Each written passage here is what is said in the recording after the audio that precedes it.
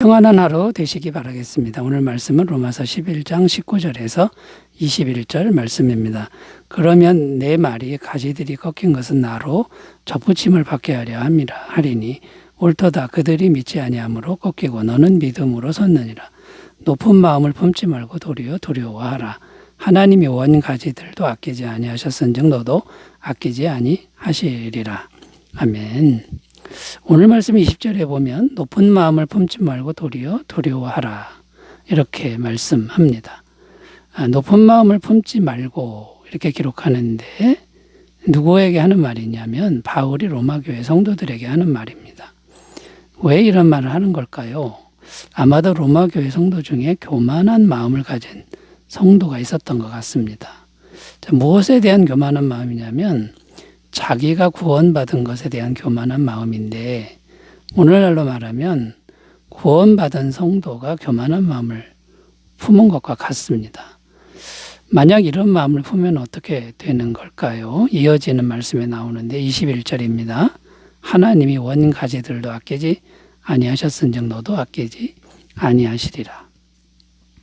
자, 원가지는 이스라엘 백성들을 의미합니다. 이스라엘도 교만하다가 버림을 당했는데 교만하면 너희도 아낌없이 버림을 당할 것이니까 교만한 마음 품지 마라 이렇게 말씀합니다.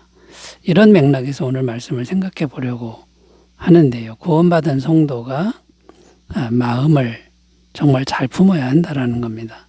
마음을 잘못 품으면 이제 위험해지는데 하나님 보시기에 교만한 마음을 잘 버려야 된다라는 것이죠.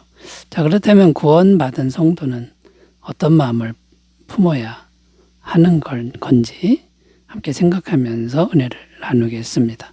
자, 구원받은 성도가 교만해지지 않으려면 첫 번째, 하나님의 심정을 헤아릴 줄 아는 마음을, 하나님의 심정을 헤아리는 마음, 이걸 잘 품어야 한다라는 겁니다. 19절 읽습니다. 그러면 너의 말이 가지들이 꺾인 것은 나로 접붙임을 받게 하려 함이라 하리니. 자, 이렇게 말씀하는데 누가 하는 말이냐면 이방인들이 지금 이렇게 말한다는 겁니다. 뭐라고 말하냐면 유대인들이 꺾인 것은 우리를 접붙이기 위해서 꺾으신 거 아니냐 이렇게 말한다는 겁니다. 어떤 뉘앙스가 담겨 있냐면 교만한 뉘앙스입니다. 자기 중심적인 뉘앙스라는 거죠. 자기들 곧 이방인들을 구원하기 위해 하나님의 유대인들을 꺾으셨다.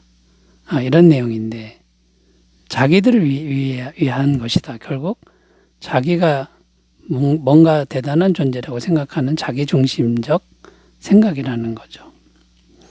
이렇게 자기중심적인 마음을 가지면 위험합니다. 이게 교만한 마음이 되는 거고 자기 마음에 자기가 가득 차 있으니 예수님이 있을 곳이 없습니다. 예수님과 분리되어 버림받을 위험성이 크다는 겁니다. 자, 그러므로 자기 중심성을 우리가 잘 분별하고 버려야 되고요. 우리 마음 중심에 누구를 주인으로 모셔야 되는 겁니까? 예수님을 주인으로 모셔야 된다라는 것이죠.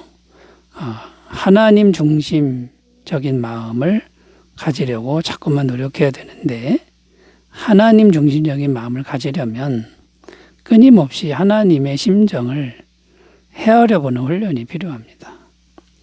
그러니까 자기 중심적으로 생각지 말고 하나님이 왜 그렇게 하셨을까? 하나님의 마음은 뭘까? 이런 걸 헤아릴 줄 아는 노력이 필요하다라는 겁니다. 자, 하나님의 심정, 이스라엘 백성들을 꺾으실 때 하나님의 심정 우리가 좀 헤아려 보면요. 어떤 마음일까요? 안타까운 마음이라는 거죠. 하나님의 마음은 미운 마음이 아니라 안타까운 마음이라는 겁니다. 자기 백성들 아닙니까? 이스라엘이 하나님 백성 아닙니까? 그런데 어쩔 수 없이 꺾어야만 했을 때 하나님 마음은 아프셨을 것이다 라는 겁니다. 그러니까 우리가 교만한 마음을 먹으면 안 되는 거고요. 또 하나님의 심정은 어떤 겁니까? 변함없으신 사랑의 마음이다라는 겁니다. 유대인들을 지금 꺾으시긴 했지만 잠깐 버리긴 했지만 영원히 버린 것은 아니라는 것이죠. 하나님의 영원한 사랑이 유대인들에게 지금도 계속되고 있다는 겁니다.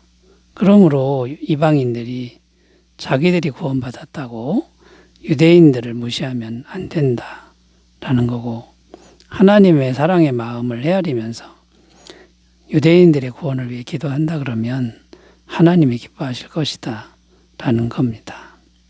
그 다음에 하나님의 심정 세 번째는 뭐냐면 이방인들을 향한 사랑의 마음이다 라는 겁니다. 이방인들이 지금 구원받았는데 잘나서 구원받은 게 아니죠. 전혀 자격이 없는 이방인들을 그냥 구원해 주신 그 은혜라는 겁니다. 그러면 어떤 마음이 돼야 되죠? 송구스러운 마음, 감사하는 마음, 이런 마음밖에 있을 수가 없다라는 겁니다. 자, 여러분, 우리가 교만해지지 않기 위해서 하나님의 심정을, 그 안타까운 마음과 사랑의 마음을 잘 헤아리는 그런 마음을 품으시길 바라겠습니다. 자, 두 번째로 가보겠습니다. 구원받은 성도가 하나님 앞에서 품어야 할 마음 또 뭐가 있을까요? 두 번째는 오직 은혜를 믿고 의지하는 마음이다. 오직 은혜를 믿고 의지하는 마음이다 라는 겁니다. 20절 읽습니다. 옳도다 그들이 믿지 아니함으로 꺾이고 너는 믿음으로 섰느니라. 자, 이 말씀을 잘 보면 왜 유대인들이 버림을 받았고 또 왜 이방인들이 구원을 받았는지 나옵니다. 왜 그렇게 되었냐면 유대인들은 믿지 않았고 이방인들은 믿었다는 것입니다. 자, 그런데 여기서 우리는 믿음에 대해서 좀 더 생각해 보아야 하는데요. 믿음이란 어떤 것인가? 이걸 생각해야 됩니다. 믿음은 성경적 믿음, 구원받는 믿음은 하나님의 은혜를 그냥 받아들이는 믿음이라는 겁니다. 믿음이라는 행위가 아니라는 겁니다. 믿음을 행위로 이해하면 자꾸만 자기의 믿음, 그 믿는 행위를 자랑하게 됩니다. 그런데 은혜를 그냥 받아들이는 것으로 생각하면 그 믿음은 자랑할 게 전혀 없는 것이 되는 것이죠.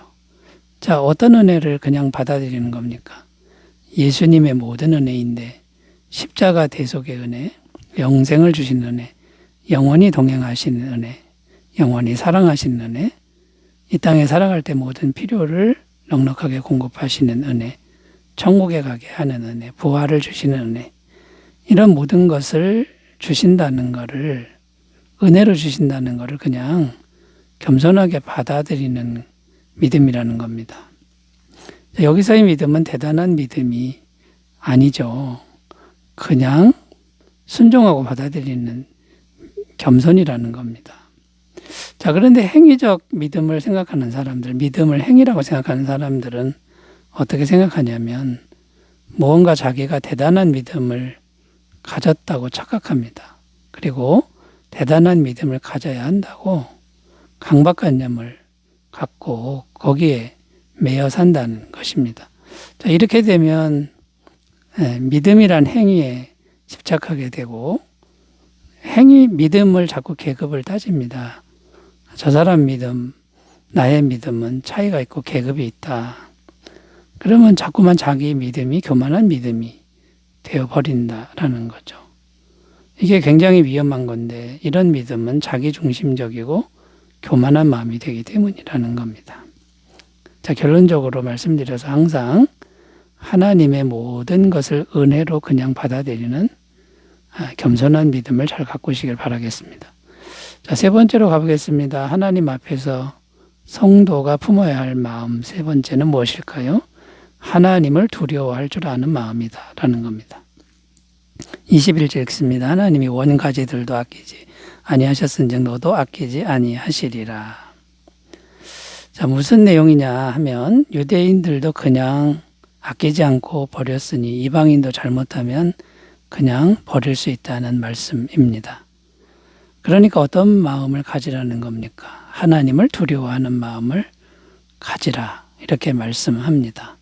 20절 이어지는 앞에 말씀 20절 읽으면 옳도다 그들은 믿지 아니함으로 꺾이고 너는 믿음으로 섰느니라. 높은 마음을 품지 말고 도리어 두려워하라. 자, 그러므로 하나님을 두려워할 줄 아는 마음을 성도는 가져야 하는데요. 여기서 우리가 좀 더 생각해야 됩니다. 두려워하는 마음이 어떤 겁니까? 어떤 것이 두려워하는 마음인지 좀 더 깊이 생각해 보면, 첫째, 두려워하는 마음은 공포심은 아니라는 겁니다. 공포심은 어떤 거냐면 존경이 없는 무서움을 의미합니다. 이런 두려움은 잘못된 믿음으로 갑니다. 왜냐하면 하나님을 폭력적인 분으로 만들기 때문이죠. 이것은 일종의 신성 모독이 된다는 걸 우리가 알아야 됩니다.